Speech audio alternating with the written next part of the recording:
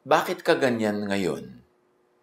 Ikaw ba ay biktima ng mundo, ng buhay, o ikaw ang lumilikha ng iyong buhay? Ikaw ba ay pinagtagumpay ng mga kapalaran o merong kang napakalaking papel sa iyong mga tagumpay? Bakit ganyan ang nangyayari sa buhay mo? Ano? Sino ang lumilikha ng reality mo? Proverbs 27:19, as water reflects the face, so one's life reflects the heart. Ang buhay ay salamin ng puso at isip. Ang nangyayari sa buhay ay reflection, bunga ng iniisip at dinarama. Namnamin ang kahulugan niyan. Ang nangyayari sa buhay ay bunga ng isip. Proverbs 4:23, above all else, guard your heart, for everything you do flows from it. At sabi ng New King James Version, Proverbs 23:7, for as he thinks in his heart, so is he. As you think, kung paano ka mag-isip. Yan ang pamagat ng ating pag-aaral ngayon. Nanawa, maging maganda ang bunga sa paraan ng ating pag-iisip para maging maganda ang bunga sa ating pang-araw-araw na buhay. Your eyes see what you happen to see, yes, but more than that, your eyes see what you choose to look at, to focus on. Sa dinami-rami ng pwedeng makita, namimili ang mata ng tititigan. Your thinking creates your reality. Ang pag-iisip, ang iniisip mo, ang gumagawa ng realidad mo. Our thoughts, if you think them over and over and assign truth to them, become beliefs.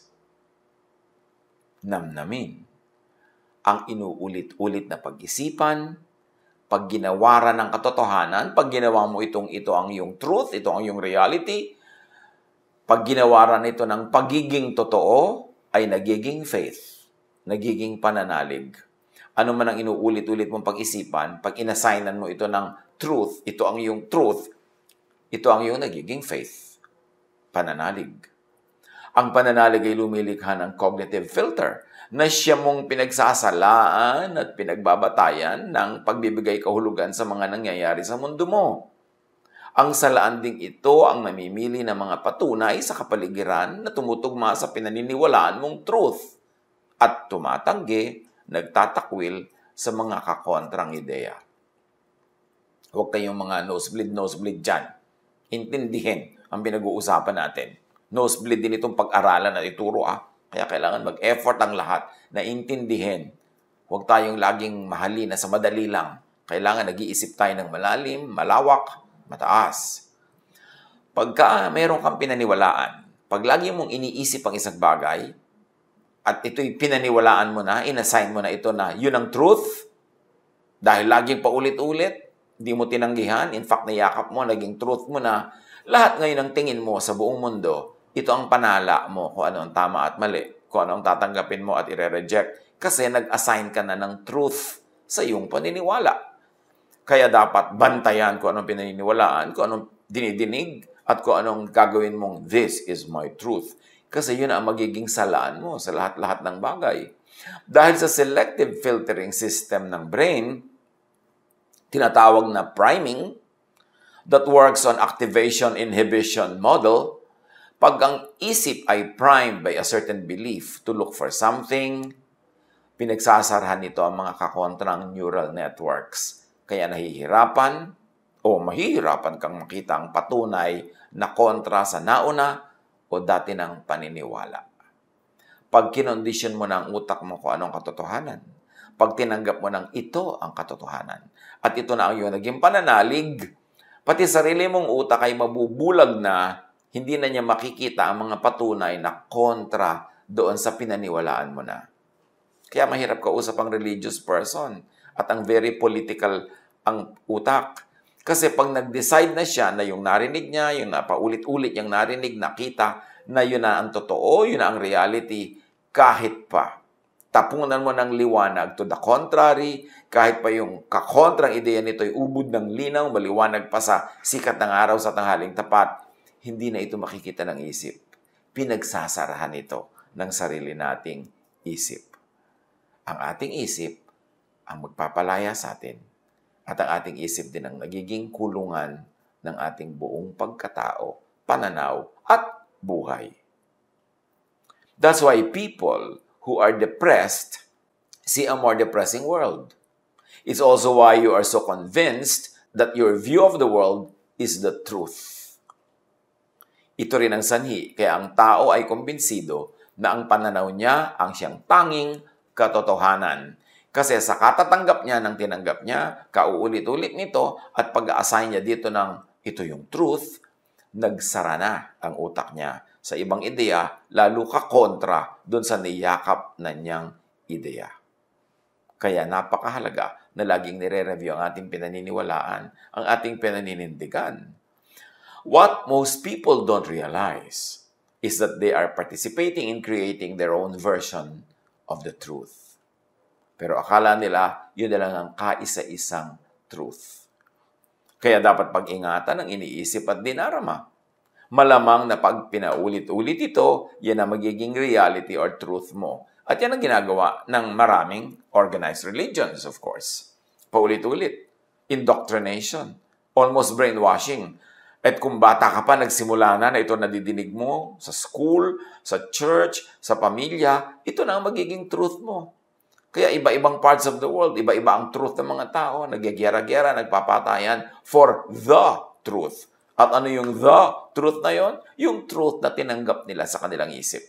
At tinatanggihan na ng kanilang isip yung ibang bagay kahit ubod ng linaw na tama yun. Kasi nabulag na ng pananalig ang pag-iisip. Proverbs 4:23, above all else, guard your heart, for everything you do flows from it. Guard your mind, guard your belief, guard your idea, because everything you will do will be shaped by your belief. Proverbs 6:14, who plots evil with deceit in his heart, he always stirs up conflict. Mula sa isip, tungo sa salita at sa gawa. Pagka deceitful at quarrelsome yung isip, ang action niya magiging deceitful and quarrelsome. Natural. Proverbs 27:19, as water reflects the face, so one's life reflects the heart. Ang buhay ay salamin ng puso at ng isip. Ang nangyayari sa buhay ay reflection, bunga lang ng iniisip at dinarama. Nandyan ka dahil inisip mong dapat ay nandyan ka at inisip mong pupunta ka dyan. Nandyan ka dahil pinaniwalaan mo yan ang best para sa'yo. Nanalig ka, so ginagawa mo. Psalm 139:23, search me, God, and know my heart. Test me and know my anxious thoughts. Dapat laging ipasuri at ipasala sa may likha, sa Word, kay Jesus, sa Jesusness, ang iniisip at dinarama. Maraming tao, sobrang nakondisyonan na sila na Pharisees ang tama. Kaya pag tinuruan mo ng Jesusness, nire-reject si Jesus. Sobrang nakondisyon na sila na law ang umiiral. So pag tinuruan mo ng grace, ayaw tanggapin. Sobrang nakondisyon na sila na they are hopelessly sinful. Pag tinuruan mo ng restoration and forgiveness of God, hindi makayang tanggapin. Kaya laging guilty pa rin at nagpapagilty pa rin sa iba. Kasi ang indoctrination ng religion ay talaga namang non-stop. Mula bata, from cradle to the grave, idinidikdik sa iyo ang doktrina ng isang grupo na inaniban mo o inaniban na yung mga magulang. Kaya mga tao nagyagyera-gyera, ang dami naging patayan dahil sa religion. Both sides or all sides believing that their truth is the truth. Dapat sinasala, nire-review, dapat ating sinusuri ang ating mga pinaniniwalaan and be willing to change our mind, our hearts, when we are confronted with a better truth or a higher version of truth. your eyes see more and more of what you look at and focus on, of what you choose and want to see. Kaya yung mga nagiging zealots, nagiging fanatics, kasi syempre, kung gusto mo yung isang paniniwala, gusto mo ang isang kaisipan, laging yun ang isipin mo, laging yun ang papakinggan mo, laging yun ang uusalin mo, lalong sumisidhi ang paniniwala mo doon hanggang maging zealots ka na. Kasi ang brain natin, nakukondisyon yan eh. Kung anong lagi mo tinitingnan, yung nag-a-adjust ang brain mo para yun na makita. At hindi na niya tinitingnan ang mga ayaw mong tingnan, ang ayaw mong makita, hindi na tinitingnan ng brain mo. Akala mo tuloy, wala na yun, hindi na nag-e-exist, at yun na lang paborito mo ang nag-e-exist. Our brains shape our reality. Social reality can even shape physical reality.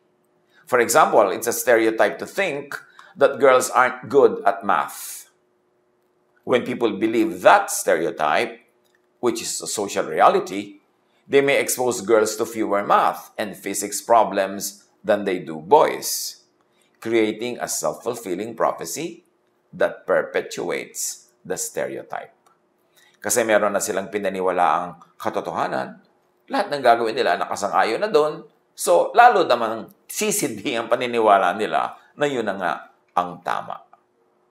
Dapat sinusuri kahit pananalig, kahit doktrina, because the truth will always stand the test. Bakit ka matatakot na suriin ang iyong truth? Tapunan ng liwanag, i-examine. Kung naniniwala kang truth, ito talaga, ipapa-examine mo. Dahil lalabas at lalabas ang katotohanan. Huwag tayong masyadong matigas ang ulo na, yan ang aking paniniwala, yan ang sabi ng aking preacher, yan ang sabi ng aking teacher, therefore, yan ang truth. Dapat reviewin lahat. Ang pinagsama-sama at nagkakaisang human brains create social reality, a superpower that can move mountains. Kaya yung mga naniwala sa isang leader, halimbawa, yung mga naniwala kay Hitler, pinaniwalaan nila lahat ng mga sinasabi ni Hitler, inulit-ulit ito ng media, pinaniwalaan, itinuro sa mga eskwelahan. So, na-create yung historical events, not only in Germany, but all over Europe. At nakaapekto sa buong mundo. Kasi napakaraming nag-subscribe sa paniniwala na yon. Any group of people can make up abstract concepts, share them, and weave them into a reality. Kaya nagkakaroon ng mga, kumisan, mass suicide sa mga relihiyoso.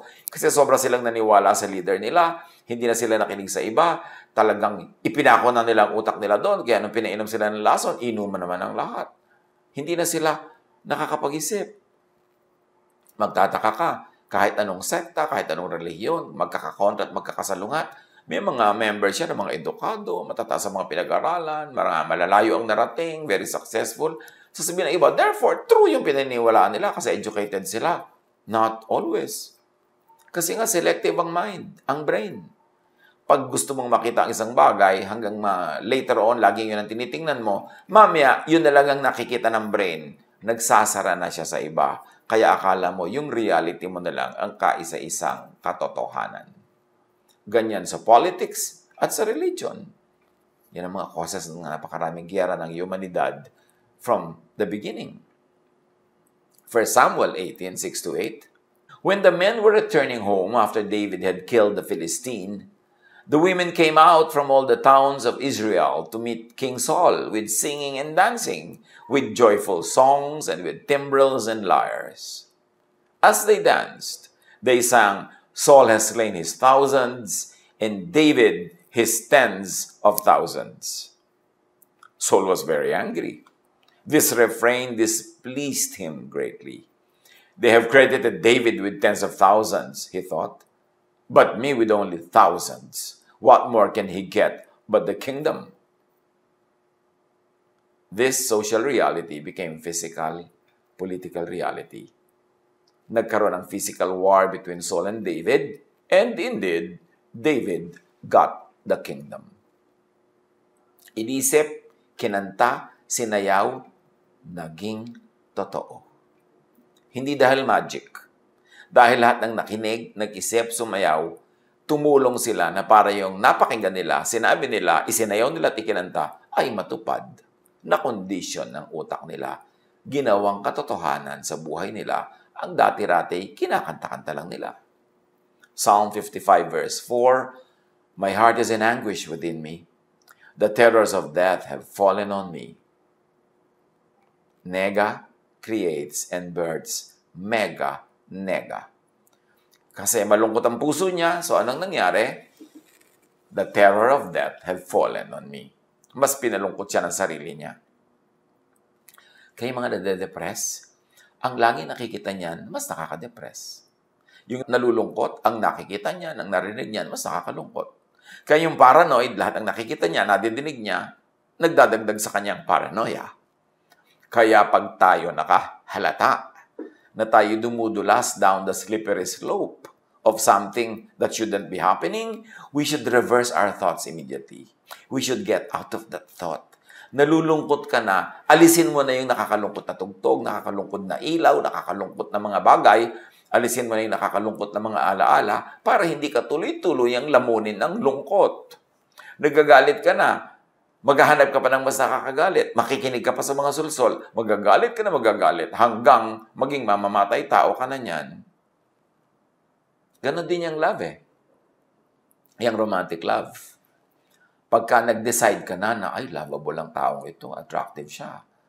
Pag lagi mo siyang inisip ng inisip, pinalaki mo yung maliliit na bagay, lumalaki nga sa isip mo, na-in-love ka na. At pag na-in-love ka na, hindi mo na nakikita ang kapintasan.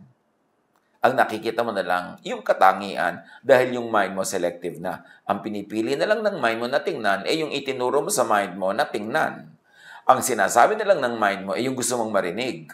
Kaya pag in love ka dito kay Bigote, tapos sinasabi ng nanay mo na nagmamahal sa'yo na hindi siya boto, ayaw niya, sa nanay mo pa ikaw magagalit. Hindi ka naniniwala, hindi mo makita yung truth ng nanay mo kasi binulag ka na ng truth na isinaksak mo sa sarili mong utak.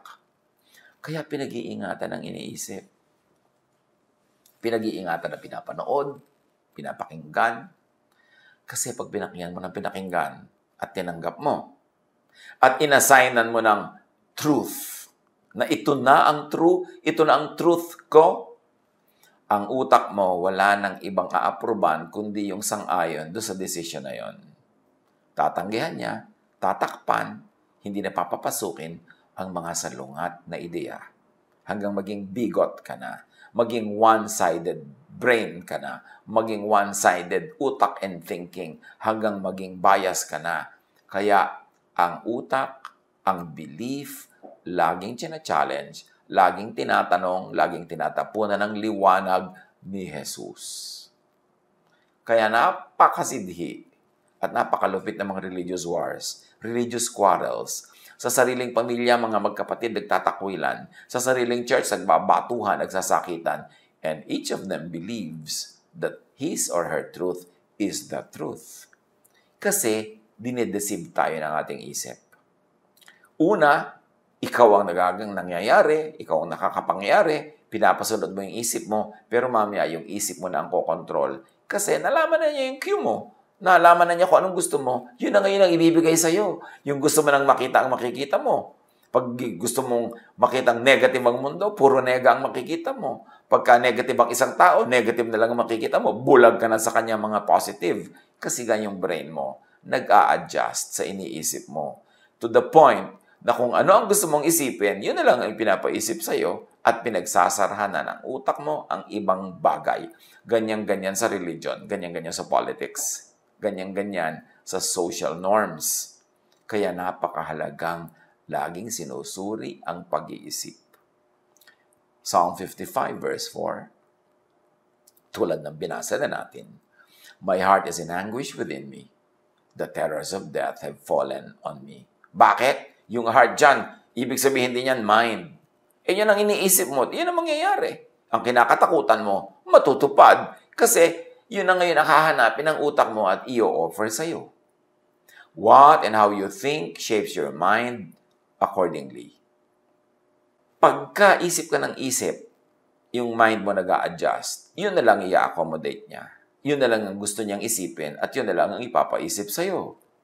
Our minds aren't passive observers, simply perceiving reality as it is. Our minds actually change reality.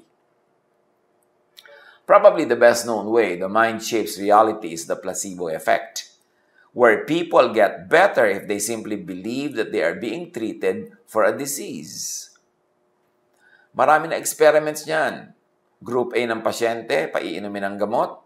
Group B, paiinumin ng hindi tunay na gamot. Isa lang na neutral something, whatever it is, pero pinaniniwala silang gamot ang iniinom nila.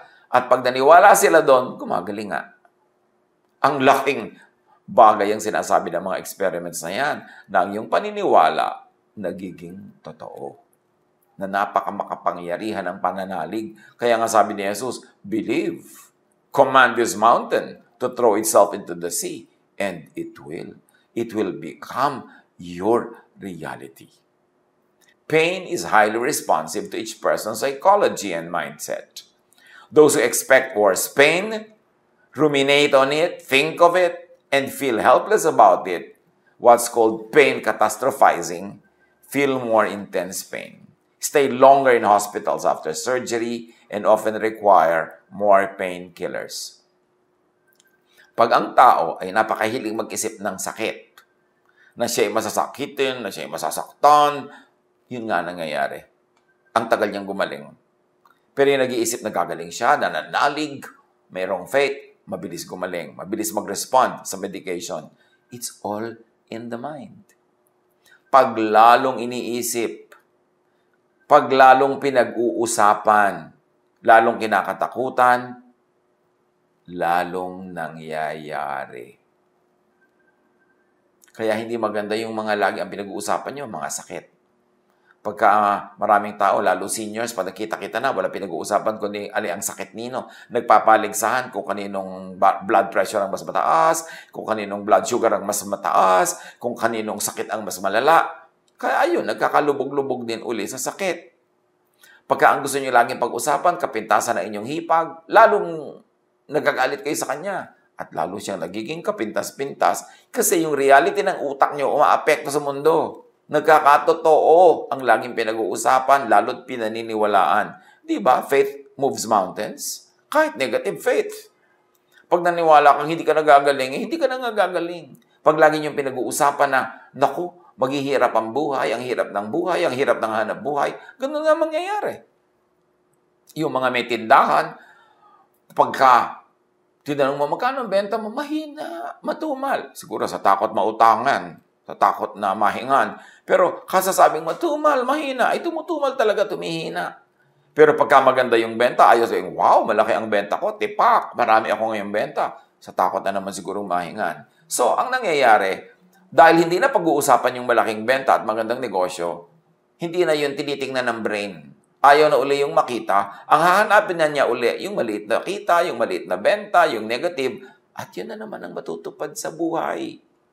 Kaya dapat pag-ingatan kung ano ang iniisip, ang ipinaiisip sa kapwa, lalo sa bata. Kaya dapat pag-ingatan kung ano ang doctrine na isinisiksik sa utak ng nakikinig kasi nagiging ganon siya. Bakit ang daming relihiyoso nagiging masama ang ugali? Nagiging judgmental? Kasi yun ang lagi nadidinig mula sa preachers and teachers. Judgmentalism. Bakit marami mga relihiyoso nagiging mapaghiwalay sa kamag-anak, sa mga kaibigan? Kasi yun ang laging nadidinig. Nagiging totoo sa buhay nila ang kanilang nadirinig. Your mind is wired to be shaped by what you think of, by what you focus on, by what you search for. Kaya pag nag-decide ka na in love ka na kay Guwaping, ang hinahanap na lagi ng isip mo yung nakaka-in love, dire-reject niya yung mga nakakainis at mga mali. Kaya nabubulag ka sa pag-ibig. Kaya sinasabi nila, love is blind. Because now you decide what to see, you decide what to hear, you decide your reality, and once you have decided on it and you believe in it, and you assign it truth, it will happen. Yun ang himala, yun ang hiwaga, yun ang power ng pag-iisip. What you think, you will become. If you want to change the outside, you must first change the inside. You must change the attention of your thoughts. Because what you think directly influences how you feel. And how you feel directly influences how your body reacts. And how your body reactions directly influence how you behave. And how you behave comes to define what you are and what you experience in life. Totoo ang ini-imagine. Pag in-imagine mo ngayon na ang mahal mo sa buhay ay nagtataksil sa'yo, nagiinit na yung punong tainga mo, bumibilis na ang tibok ng iyong puso at ang iyong pulso, sumisikip na ang iyong paghinga, at humihirap na ang iyong pakiramdam. Imagination mo lang yun. Hindi pa yung nagaganap sa kanya. Pero pag naganap na sa isip mo, umaapekto na sa iyong katawan. Thoughts become physical realities.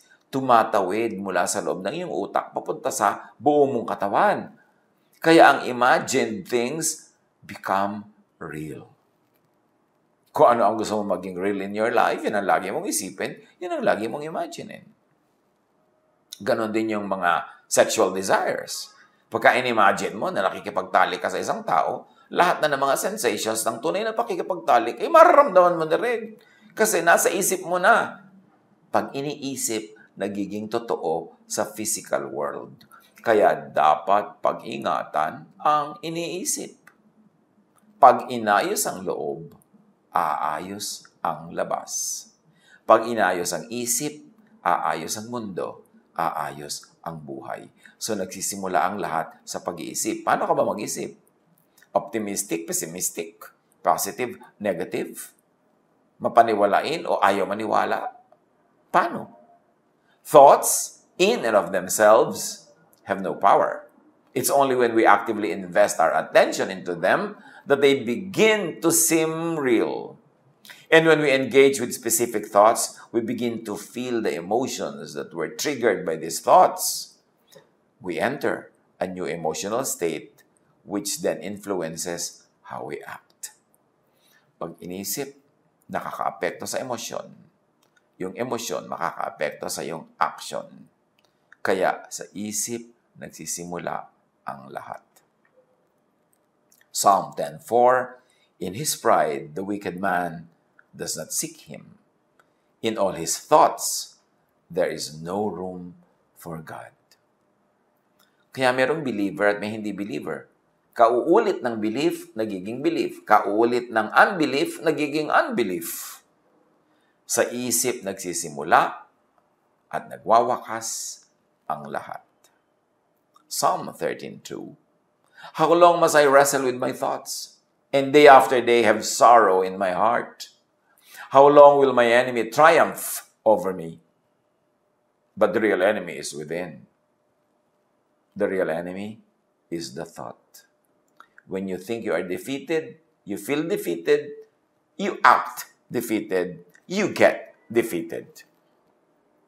When you think you're triumphant, you feel triumphant, you act triumphant, you become triumphant. Imagine what happens to and in your life when you always think sin and judgment. Di ba lagi yan ang tema ng mga relihiyon? Sin and judgment. What will happen to your heart? Kung ang laging pinag-uusapan, ang laging topic, ang laging nadirinig, sinasabi, sinasambit ay sin and judgment, what will happen to your thought? What will happen to your emotion? What will happen to your actions? What will happen to your life? Imagine what happens to you and in your life when you always think confession of sin, repentance, evil, when you always think of the devil. Devil lagi ang topic, devil ang pinag-uusapan, devil ang dinirinig, at ipinaririnig. So you see the devil in your cup, in your coffee cup. Kasi laging yun ang iniisip. Ano ang nangyayari sa iyong isip, sa iyong emosyon, sa iyong action, kung ang laging issue ay end of the world, death, spiritual warfare? Pagka ang laging focus ang iyong religious activity ay warfare, pati sa prayer, warrior ka. Ano nangyayari? Natatahimik ka o hindi? Natatakot ka o hindi? Nagugulo ka o napapayapa? Kung anong pinag-iisip, yun ang nadarama. Ang nadarama nagiging action.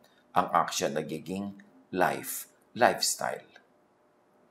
Observe how what counselors and other prayer warriors here think of and pray for and how these things affect their own lives.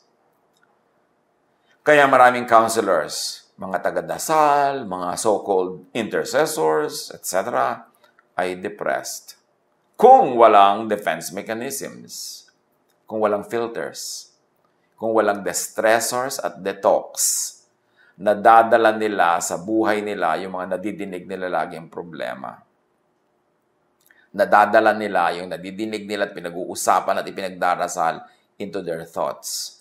Nadadala ng thoughts nila into their feelings and emotions at dinadala ng kanilang feelings and emotions into their actions. In other words, nagmamanifest sa sarili nilang mga buhay, yung mga lagi nilang nadidinig at pinag-uusapang problema ng iba. Liban na lang na ang counselor ay sanay, may technical expertise and training na sumala ng mga ganitong bagay, maglagay ng mga filter para hindi maging buhay niya yung mga buhay na lagi nilang pinag-uusapan. Psalm 55 verse 2, "Hear me and answer me. My thoughts trouble me, and I am in distraught." Apply this. Look at and look for what you really want to see. What do you really want to see in your life? What do you really want to happen in your life? Look at and look for these things. Do you want love, beauty, hope? Ito yun ang lagi mong tingnan, pag-usapan, hanapin, bungkalin, linangin, i-develop. Pero kung lagi mong iniisip ay hatred, ugliness, hopelessness, yun ang magiging kulay, hugis, tunog, galaw ng iyong buhay. What you focus on is what becomes powerful. Your attention empowers an idea.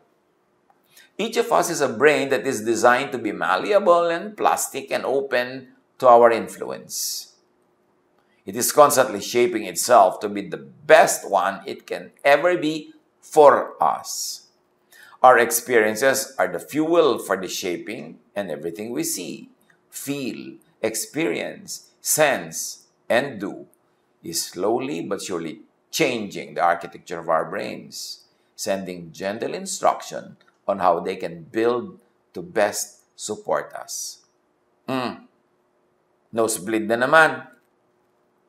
Ang ibig lang sabihin, kung ano ang lagi mong gustong isipin, yun ang ine-entertain ng iyong brain, at yung brain mo nag-a-adjust doon sa thought na gusto mo para masyahan ka, para ibigay sa iyong hilig.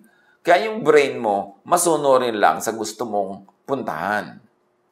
Hindi ka dinadala ng brain mo kung saan-saan. Ikaw ang nagdadala sa brain mo doon by exercise, by habit, by repetition. So, pwede mong i-reshape ang iyong brain to be positive or negative, to be hopeful or hopeless, to be beautiful or unbeautiful. Depende sa lagi mong iniisip, tinitingnan, tinititigan, at pinagtatampisawan ng mga ideya.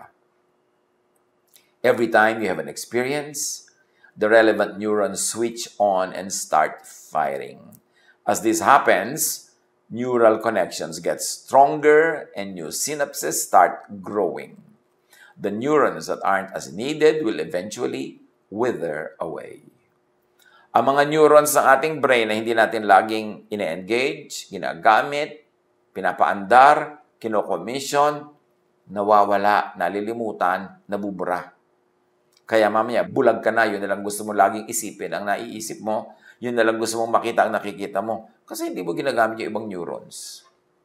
Again, dinidisiplina dapat ang sarili. Imagine, kung ang lagi mong hinahanap ay ang wala, edi laging wala ang iyong nakikita. Imagine kung laging hinahanap ay kapintasan, edi kapintasan ang makikita mo talaga. Imagine kung laging hinahanap ay ang katatakutan, nakaka-worry, nakakasad, nakaka-depress, irereklamo. Yan lahat ang pipiliin ng isip mong makita. Kasi yan ang sinasabi mo sa kanyang tingnan. At i-accommodate ka ng brain mo, yun talaga lagi ang titingnan at hahanapin, ipepresent sa'yo, hanggang maniwala ka na yun na lang talaga ang bukod tanging laman ng mundo at buhay mo.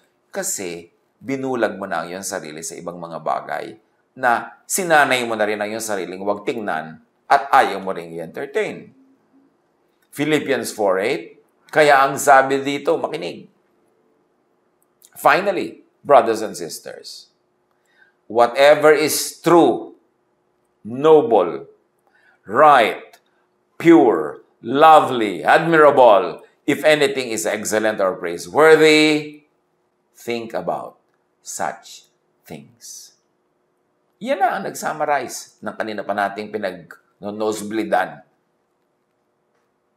Kung ano ang mabuti, maganda, kaibig-ibig, kahanga-hanga, kung may anumang bagay na napakaganda at kapuri-puri, yun ang isipin mo. Kasi yun ang mangyayari sa buhay mo. Yun ang magiging thought mo, yun ang magiging emotion mo, at yun ang magiging action mo, at kung anong itinanim aanihin, yun ang aanihin mo, yun ang magiging bunga ng iyong buhay, it will become your life. So kung sad ka ngayon, nag-iisip ka kasi ng sadness, kaya ka dinala dyan.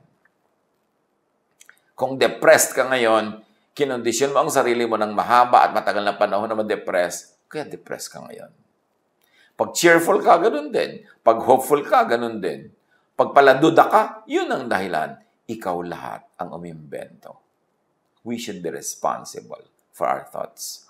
Huwag nating i-blame sa panahon ng Hapon o panahon ng Kastila o panahon ni Limahong ang mga nangyayari sa ating buhay. Ang takal-takal na nun, ang layo-layo na. Tayo ang lumilikha ng ating realities. The sooner we understand and accept that, the quicker we can change our reality into that which is good and true. 2 Corinthians 10:5, we demolish arguments and every pretension that sets itself up against the knowledge of God. And we take captive every thought to make it obedient to Christ. O, ayan na naman. Simplification of everything we've been laboring to try to explain. We take captive every thought to make it obedient to whom? To Moses ba? To Paul ba? To Peter ba? No. To Christ. To Jesus-ness. You want rest? You want peace? You want love? You want restoration? Ino-offer lahat yan ni Jesus. Go to Jesus. Sabi niya, come to me all of you who are tired and heavy laden, and I'll give you rest. So rested ka ba ngayon? Kasi nag-isip ka, sumunod ka kay Jesus. Hindi ka rested, hindi ka bothered, kasi may iba kang iniisip. May iba kang nararamdaman, may iba tuloy nangyayari sa iyong buhay. Ganun lang, kasimple. Take every thought captive to Jesus. Sundin ang Jesus-ness. Para yung mga bunga ng Jesus-ness, yun ang anihin mo sa iyong buhay. To find it, to find more of it, to find more and more of it, think of the true, the truthful. Haggai 1:5, now this is what the Lord Almighty says, give careful thought to your ways. Think of good. Matthew 9:4, knowing their thoughts, Jesus said, why do you entertain evil thoughts in your hearts? Why do you entertain doubt? Why do you entertain fear? Why do you entertain judgment? Why are you entertaining all these things? They are affecting you. Think of the progressive. Kailangan umaasenso. 2 Corinthians 3:16-18, we are all being transformed into His image with ever-increasing glory. So ang ating pagbabago para mapaayon tayo sa imahe ni Jesus ay tuloy-tuloy, progressive. Hindi yung kung anong narinig mo, paniniwala mo, stand mo nung unang-unang narinig mo yan, noong panahon ni Kopong-Kopong, yung ka pa rin ngayon, walang nagbago, walang nag-increase na glory. Dapat nag-glorify ang Panginoon sa ating patuloy na pagbabago. And you grow by outgrowing something. You grow in the mind by outgrowing your old mind. You grow in thought by outgrowing your old thoughts. Huwag matakot magbago ng isip kasi pag hindi ka nagbago ng isip, mabobonsai ka o mafo-fossilize ka. You will never grow from glory to glory. Think of the helpful, the edifying, the enriching. Do not think nega. Luke 5:22. Jesus knew what they were thinking and asked, Why are you thinking these things in your hearts? See, lagi ang tinatanong ni Jesus, ba't yan ang iniisip mo? Ba't yan ang laman ng iyong puso? Think of the loving. Think of Jesusness. Romans 12:2. Do not conform to the pattern of this world. At ang mga parenthetic expressions ay ating suggested reading. Do not conform to the pattern of this world, the Pharisaic, but be transformed by the renewing of your mind into Jesusness. Then you will be able to test and approve what God's will is, His good, pleasing, and perfect will. Kay Jesus makinig. Sabi ng Ama, "This is my Son, with whom I am well pleased. Listen to Him." Ephesians 4:23, be made new in the attitude of your minds. What you want to change, you first have to change in your mind. Pag nagbago ng isip mo doon, susunod ang emotion, susunod ang action, susunod ang reality. Think of the restful. Sabi ni Jesus, come to me and I'll give you rest. Think Jesusness. Think of the peaceful. Sabi ni Jesus, my peace I give to you. Think Jesusness. And do not make un-Jesus idols. Yung mga kontra kay Jesus. Psalm 115:8. Those who make them will be like them, and so will all who trust in them. Pagka ang idol mo ay law, judgment, yun ang magiging buhay mo. Shape ng iyong isip, at yun ang magmumulto sa iyo lagi. Look up to, think of, follow Jesus. Philippians 2:5. Have the same mindset as Christ Jesus. So mind na naman ang pinag-uusapan. Isip. Ang isip binabantayan. Hindi ito hinahayaan magpunta kung saan-saan na lang niya maisipan. Kasi may mga automatic na yung pupuntahan pag sinanay mo magpunta doon. 1 John 2:6, whoever says he abides in Him ought to walk in the same way in which He walked. Live in Jesusness, not in Pharisiness, para magkaroon ng peace ka at peace ang iyong kapwa. Colossians 3:15, let the peace of Christ rule in your hearts, rule in your minds, rule in your emotions, rule in your actions, rule in your life. As you think, you are. You become. Pag-isip-isipan, pagbulay-bulayan, bring every thought captive to Jesus. God bless us all.